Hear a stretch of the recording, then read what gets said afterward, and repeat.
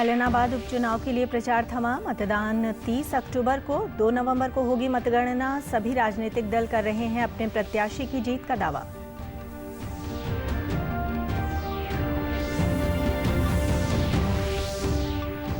स्वास्थ्य मंत्री अनिल विज ने कहा, प्रदेश में डेंगू नियंत्रण में, पीड़ितों को दिया जा रहा है निःशुल्क उपचार और प्लेटलेट्स।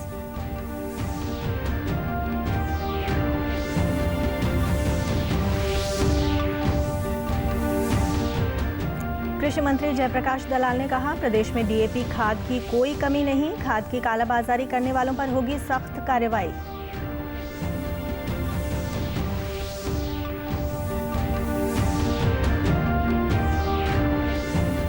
और मुख्यमंत्री मनोहर लाल ने प्रदेश में भाजपा सरकार के 7 साल का कार्यकाल पूरा होने पर प्रदेशवासियों को दी बधाई। कहा, सबका साथ सबका विकास के मूल मंत्र से पंक्ति के अंतिम व्यक्ति तक पहुंचाया योजनाओं का लाभ। नमस्कार, मैं ऋतु कौशिक। अब समाचार विस्तार से। ऐलनाबाद उपचुनाव के प्रचार प्रसार के अंतिम दिन आज सभी राजनीतिक दलों के प्रमुख नेताओं ने अपने प्रत्याशियों के समर्थन में प्रचार किया। धौलपालिया में आज भाजपा प्रत्याशी के समर्थन में एक जनसभा में मुख्यमंत्री मनोहर लाल ने कहा कि अगर लोग गठबंधन के उम्मीदवार को जिताते हैं तो उनकी सीधे तौर पर सरकार में हिस्सेदारी होगी। अब तो सरकार बड़ी बनाई है और आपको एक मौका मिला है उस सरकार में अपनी साझेदारी करनी है। अपने वोट से साझेदारी कर लो, इससे आसान काम नहीं हो सकता। ज्यादा सोचने की जरूरत भी नहीं है। और मोहर लगाने का एक ही तरीका है कि 30 तारीख को गोविंद कांडा के सामने वाले कमल के बटन को दबाकर और मशीन में भर दो। हरियाणा कांग्रेस की प्रदेशाध्यक्ष कुमारी शैलजा ने आज कांग्रेस भवन में कार्यकर्ताओं के साथ बैठक के बाद कहा कि ऐलनाबाद उपचुनाव में कांग्रेस मजबूत स्थिति में है और जनता का भरपूर सहयोग उन्हें मिल रहा है और कांग्रेस प्रत्याशी जरूर विजयी होगा। इसकी और जहां भी हम जा रहे हैं, या मैं तो सीमित जगहों पर ही जा सकती हूँ, लेकिन हमारे साथी भी और कांग्रेस पार्टी के वर्कर्स का जो फीडबैक मिल रहा है हमें दिन प्रतिदिन, कांग्रेस की बहुत बढ़िया स्थिति है और कांग्रेस ये चुनाव जीत रही। इनेलो प्रत्याशी अभय सिंह चौटाला ने दावा किया कि ऐलनाबाद में हमने काफी विकास करवाया है, इसलिए हमारी ही जीत होगी। मानस की लड़ाई है। मेरे लिए तो लोगों ने एक फैसला कर रखा है। मेरी टिकट जब लोगों ने ली उस दिन फैसला कर दिया था कि हम इनको तो भारी बहुमत से जिताएंगे और इन दोनों की जमानत जब्त कराएंगे। मुख्यमंत्री मनोहर लाल ने ऐलनाबाद उपचुनाव में भाजपा प्रत्याशी गोविंद कांडा के समर्थन में कल गांव रंधावा में एक जनसभा को संबोधित किया। जनसभा में मुख्यमंत्री ने कहा कि लोकतंत्र में जब चुनाव आता है तो जनता ही प्रत्याशी का भाग्य तय करती है। सिद्धांत व सत्यता के साथ खड़े रहने वाले ही हमेशा जीतते हैं। ये उपचुनाव ऐलनाबाद क्षेत्र की जनता का भाग्य तय करेगा। उन्होंने कहा कि 7 सालों में सरकार ने भ्रष्टाचार को जड़ से खत्म कर अन्य जन कल्याणकारी नीतियां लागू की हैं। प्रधानमंत्री नरेंद्र मोदी ने भी इसकी खुले दिल से सराहना की है।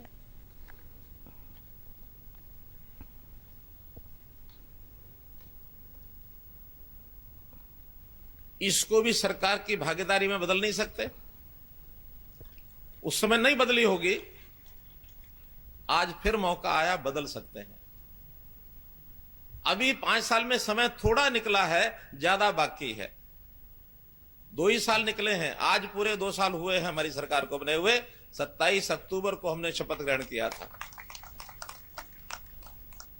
आज 26 तारीख है और मैं समझता हूं 2 साल के पूर्ण होने पर ये एक सभा, उसकी समाप्ति, 2 साल की समाप्ति पर हम अपनी बातचीत को आपके सामने रखने का एक अवसर लेंगे। आगे के 3 साल और अपने हैं, जिसमें जिस आधार पर हम 2 साल से चला रहे हैं उसी आधार पर पूरे प्रदेश के काम करेंगे। ऐलनाबाद के उससे भी ज्यादा करेंगे, क्योंकि पहले कोई कमी हो सकता रह गई हो। जनसभा में मुख्यमंत्री ने कहा, चुनाव कोई भी हो निष्पक्ष होना चाहिए। सत्ता किसी भी पार्टी की हो, लेकिन भाईचारा खराब नहीं होना चाहिए।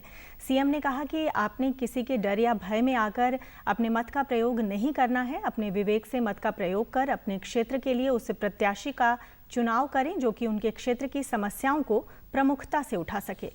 सारे हरियाणा में भी एक हैं, भेदभाव करके नहीं चलेंगे। लोकतंत्र में सीट कोई किसी को आए, राज किसी का आए, लेकिन जनता का भाईचारा ये तो बना के रखना है ना। और जनता के भाईचारे के लिए हमारी सबकी चिंता होती है। आज उल्टे बास बरेली को चल रहे हैं। कैसे चल रहे हैं? कहा जाता है, कुछ लोग कहते हैं हमारा भाईचारा तोड़ा जा रहा है। अरे भाईचारा तोड़ने वाले कह रहे हैं कि तोड़ा जा रहा है। स्वास्थ्य एवं गृह मंत्री अनिल विज ने कहा है कि प्रदेश में फिलहाल डेंगू नियंत्रण में है और कई दिनों से प्रतिदिन 20 से भी कम मामले सामने आ रहे हैं।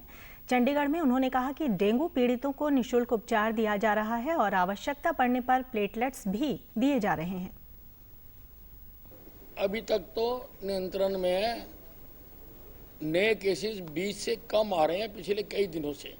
हमारे अस्पताल में तो हम अपने मरीजों को सब कुछ मुफ्त इलाज कर रहे हैं और आवश्यकता पड़ने पर प्लेटलेट्स भी हम दे रहे हैं। मैंने आदेश जारी कर दी है और अनेकों मरीजों को हमने प्लेटलेट्स दिए भी हैं।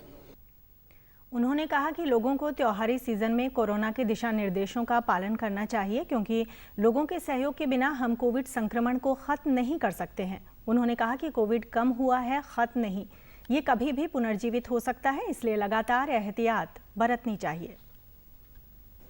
लेकिन त्योहारी सीजन में हमें इसका बढ़ने का खतरा है, इसलिए लोगों से अपील करना चाहता हूं कि त्योहार मनाएं, परंतु सावधानी के साथ, ताकि कोरोना दोबारा ना आ जाए। दिल्ली सीमा पर काफी समय से धरने पर बैठे किसानों के मामले में प्रतिक्रिया व्यक्त करते हुए गृह मंत्री ने कहा कि सड़कों को खुलवाने के लिए गृह विभाग के अतिरिक्त मुख्य सचिव राजीव अरोड़ा की अध्यक्षता में उच्च स्तरीय कमेटी का गठन किया गया है और ये कमेटी लगातार किसानों से बातचीत कर रही है। वो हमने हाई लेवल एक कमेटी गठित की हुई है राजीव अरोड़ा जो होम सेक्रेटरी हैं उनकी अध्यक्षता में, और वो लगातार किसानों से बातचीत कर रही है। उन्होंने सिंगू बॉर्डर पर बैठे किसानों से भी बातचीत की है और आज टिकरी बॉर्डर पर वो कमेटी गई हुई है और किसानों के साथ आज भी उन्होंने बातचीत की है ताकि रास्ते। कृषि मंत्री जयप्रकाश दलाल ने कहा है कि प्रदेश में डीएपी खाद की कोई कमी नहीं है और पिछले साल के मुकाबले इस बार किसानों को ज्यादा डीएपी दी जा रही है। चंडीगढ़ में आज एक पत्रकार वार्ता में उन्होंने कहा कि डीएपी और यूरिया की कालाबाजारी रोकने के लिए सरकार सख्त कदम उठा रही है। उन्होंने कहा कि कालाबाजारी करने वाले लोग इसकी कमी दिखाकर मुनाफा कमाना चाहते हैं, लेकिन ऐसा नहीं होने दिया जाएगा। मैं किसान भाइयों को पहले भी बता चुका हूं कि एक एक एकड़ के लिए urea, DAP, super phosphate, single super phosphate, NPK हमारे पास उपलब्ध है और रहेगी। किसी भी किसान को, हरियाणा के किसान को खाद की वजह से कोई ये कहे कि मेरा एक एकड़ रह गया वंचित, वो ऐसा नहीं होने देंगे। मैं अपने सारे किसान भाइयों को आश्वस्त कर देना चाहता हूँ। ये जो भ्रम फैलाया गया, ये ज़रूर है कि पिछले हफ्ते में 3-4 जगह लाइनें ज़्यादा लगी और मैं समझता हूँ लाइनें लगाना हमारा मजबूरी थी। हमारे पड़ोसी प्रदेश राजस्थान में यूरिया की कालाबाजारी है, हमारे पड़ोसी प्रदेश पंजाब में ऊंचे रेट पर बिक रहा है और ये कालाबाजारी करने वाले लोग चाहते थे कि इनको ट्राली भर के हम डीएपी दे दें। कृषि मंत्री ने कहा कि मंडियों में धान खरीद लगातार जारी है और अब तक पिछले साल के मुकाबले धान की अधिक खरीद हुई है। उन्होंने कहा कि इस बार 44,40,000 मीट्रिक टन धान मंडियों में पहुंची है और 43 लाख मीट्रिक टन की खरीद हुई है। इनमें से 85% फसल का उठान हो चुका है। 3 तारीख से परचेज शुरू की थी पैडी की, बीच बीच में बारिश आती रही, किसान भाइयों को थोड़ी बहुत दिक्कत भी हुई, उसके लिए भी हम क्षमा याचना करते हैं। और मैं दिखाना चाहता हूं आंकड़ों के माध्यम से कि इस बार जो पैडी है 2020 में आज तक जो पैडी की अराइवल हुई थी 44.26 लाख मीट्रिक टन, उस वक़्त हमने पहले शुरू की थी, इस बार लेट शुरू की 1 हफ्ता, उसके बावजूद हम 44.40 लाख मीट्रिक टन अराइवल हो चुकी है। जो पिछले साल इस आज तक आई थी उतनी अराइवल मंडियों में हो चुकी है। उसमें से 43 लाख मीट्रिक टन हम खरीद चुके हैं। 36.85 लाख 85% की लिफ्टिंग हम कर चुके हैं। मुख्यमंत्री मनोहर लाल ने प्रदेश की भाजपा सरकार का 7 साल का कार्यकाल पूरा होने पर प्रदेशवासियों को बधाई दी है। एक ट्वीट संदेश में उन्होंने कहा कि प्रदेश की जनता के आशीर्वाद से हमारी सरकार के 7 वर्ष पूरे हो गए हैं। इस दौरान हमने सबका साथ सबका विकास के मूल मंत्र से पंक्ति के अंतिम व्यक्ति तक योजनाओं का लाभ पहुंचाया है और आगे भी पहुंचाते रहेंगे। इस अवसर पर सभी हरियाणा वासियों का हृदय से आभार प्रकट करता हूं। केंद्रीय गृह मंत्री अमित शाह ने आज national conference on delivery democracy सरकार के मुखिया के रूप में प्रधानमंत्री नरेंद्र मोदी के 2 दशक की समीक्षा नामक 3 दिवसीय सम्मेलन का उद्घाटन किया। सम्मेलन को संबोधित करते हुए केंद्रीय गृह मंत्री ने कहा कि प्रधानमंत्री नरेंद्र मोदी को देश की जनता उनके बेहतरीन काम के आधार पर बखूबी जानती है।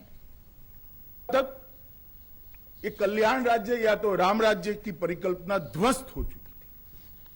जनता के मन में एक आशंका आ गई थी कि कहीं हमारी बहुपक्षीय लोकतांत्रिक संसदीय व्यवस्था फेल तो नहीं हो गई है। बड़े धैर्य से जनता ने फैसला दिया और प्रधानमंत्री नरेंद्र मोदी को 30 साल के बाद पूर्ण बहुमत के साथ इस देश का शासन सौंपा। पहली बार किसी गैर कांग्रेसी दल की पूर्ण बहुमत की सरकार बनी। 1 महीने में पहली बार भारतीय जनता पार्टी को पूर्ण बहुमत मिला और पहली बार कांग्रेस आइडियोलॉजी के बाहर के लोगों को सत्ता करने का मौका मिला। देश आज पैदल सेना दिवस मना रहा है। Chief of defence staff general Bipin Rawat और सेना प्रमुख जनरल MM नरवणे ने 75वें पैदल सेना दिवस के अवसर पर राष्ट्रीय युद्ध स्मारक पर श्रद्धांजलि अर्पित की। हर वर्ष 27 अक्टूबर को इन्फेंट्री डे यानी पैदल सेना दिवस मनाया जाता है। रक्षा मंत्री राजनाथ सिंह ने इन्फेंट्री दिवस के अवसर पर देश के वीर पैदल सैनिकों को शुभकामनाएं दी।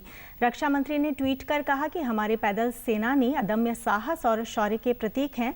उन्होंने कहा कि राष्ट्र उनकी सेवा और बलिदान को नमन करता है। आज़ादी का अमृत महोत्सव के तहत शीघ्र ही हरियाणा विधानसभा का विशेष सत्र आयोजित किया जाएगा। इस सत्र का उद्घाटन उपराष्ट्रपति M वेंकैया नायडू करेंगे। इस सिलसिले में विधानसभा अध्यक्ष ज्ञानचंद गुप्ता ने नई दिल्ली स्थित उपराष्ट्रपति आवास पर उनसे मुलाकात की। विधानसभा अध्यक्ष ने बताया कि इस विशेष सत्र के दौरान लोकतंत्र में विधायक और विधायिका की भूमिका और सार्वजनिक धन का सदुपयोग और जवाबदेही पर चर्चा की जाएगी। इसके साथ ही विधानसभा सचिवालय ने विशेष सत्र के लिए तैयारियां शुरू कर दी हैं। डीडी न्यूज़ हरियाणा पर देश और प्रदेश से जुड़ी खबरों को विस्तार से जानने के लिए आप हमारे साथ फेसबुक, ट्विटर और यूट्यूब के माध्यम से भी जुड़ सकते हैं। हमसे जुड़ने के लिए आप हमारे सोशल मीडिया हैंडल को भी फॉलो कर सकते हैं। अब आप अपने मोबाइल फ़ोन से QR कोड स्कैन कर हमारे यूट्यूब चैनल पर सीधे पहुंच सकते हैं। प्रदेश के पूर्व उप मुख्यमंत्री डॉक्टर मंगल सेन की जयंती पर राज्यपाल बंडारू दत्तात्रेय और मुख्यमंत्री मनोहर लाल ने उन्हें श्रद्धांजलि अर्पित की है। राज्यपाल ने ट्वीट करते हुए कहा कि डॉक्टर मंगल सेन सादगी और सौम्यता के प्रतीक थे। उन्होंने आजीवन हरियाणा के लोगों की उत्कृष्ट सेवा की। मुख्यमंत्री मनोहर लाल ने भी ट्वीट कर उन्हें श्रद्धांजलि अर्पित करते हुए कहा कि डॉक्टर मंगल सेन जी को उनकी जयंती पर कोटिशः नमन। आदरणीय मंगल सेन जी हमारे प्रेरणा स्रोत हैं और हम उनके सपनों को साकार करने की दिशा में निरंतर कार्य करते आए हैं और आगे भी करते रहेंगे। अंत में इस बुलेटिन के मुख्य समाचार एक बार फिर। ऐलनाबाद उपचुनाव के लिए प्रचार थमा। मतदान 30 अक्टूबर को, 2 नवंबर को होगी मतगणना। सभी राजनीतिक दल कर रहे हैं अपने प्रत्याशी की जीत का दावा।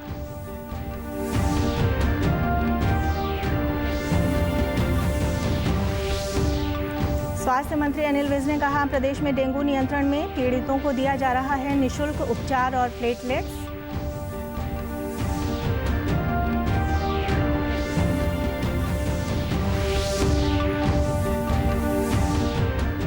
कृषि मंत्री जयप्रकाश दलाल ने कहा, प्रदेश में DAP खाद की कोई कमी नहीं। खाद की कालाबाजारी करने वालों पर होगी सख्त कार्रवाई।